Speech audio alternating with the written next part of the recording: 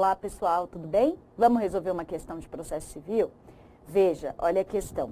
A parte que incorrer em litigância de má-fé será condenada pelo juiz ao pagamento de multa. Esse é o nosso enunciado. Lembrando que eu não vou ler as alternativas porque você já teve a oportunidade de passar por elas, certo? Então, estamos falando sobre litigância de má-fé, que está lá no CPC. Vamos seguir, então.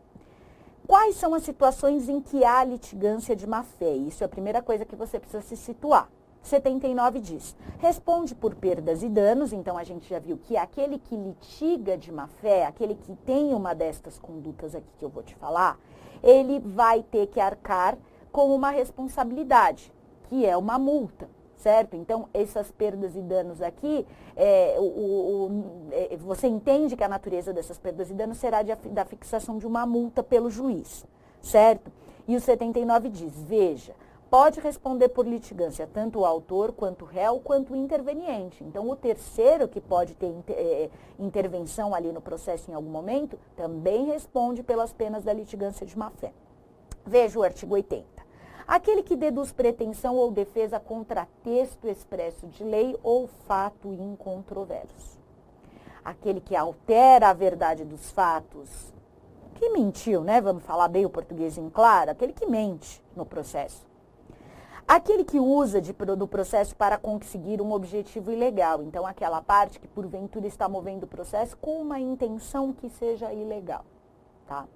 Aquele que opõe uma resistência injustificada ao andamento do processo.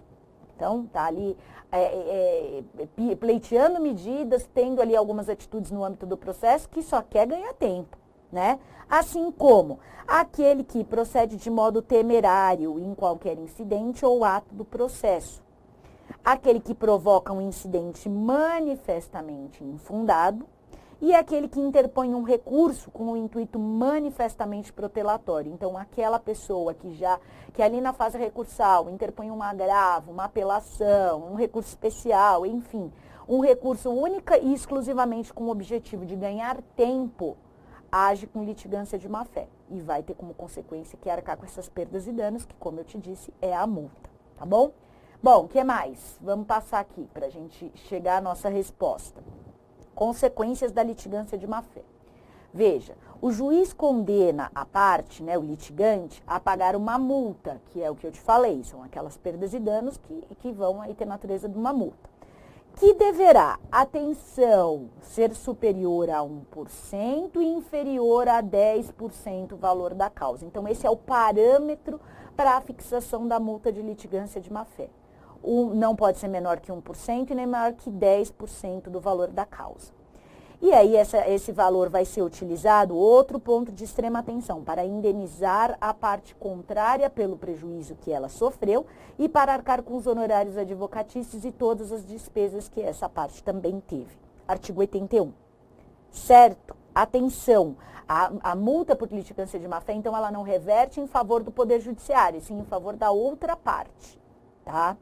A fixação da multa, veja, pode ser tanto de ofício, ou seja, o juiz verifica uma das condutas ali do artigo 80 e aplica a multa, ou mediante o requerimento da outra parte, falando, olha, veja, juiz, aconteceu aqui uma conduta de litigância de má-fé, tá? Se o caso de uma causa com valor irrisório, então, vamos pensar, o juiz dá ali um valor, a parte deu ali a causa valor de R$1.000, enfim, é uma causa que tem um valor muito baixo, ou de repente é uma causa que sequer tem valor, e aí é dado o valor de R$1.000 só para critérios de alçada ali, tá, 1% de R$1.000 é um valor irrisório, né?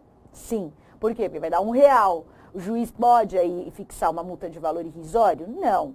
Aí, nesse caso, sendo aí um valor irrisório esse parâmetro da multa, o juiz pode fixar aí como valor em até 10 vezes do salário mínimo. Mas esse é o limite, tá? Não pode passar de 10 vezes o salário mínimo. Beleza? Então, acho que nós já temos a nossa resposta. Vamos lá?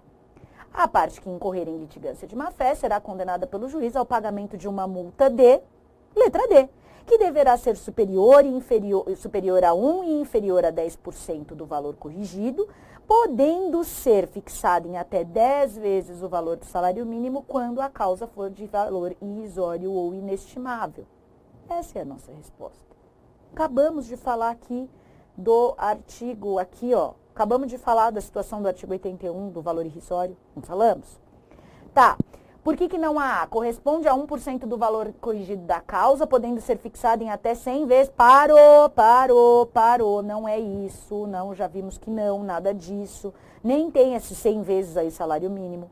Não pode ser superior a 1%, podendo ser fixado em até 10 vezes o valor. Não, né? Que ela não pode ser, ela tem que ser superior a 1%, certo? Não é que ela não pode. E aí ela tem como limite 10%, tá errado.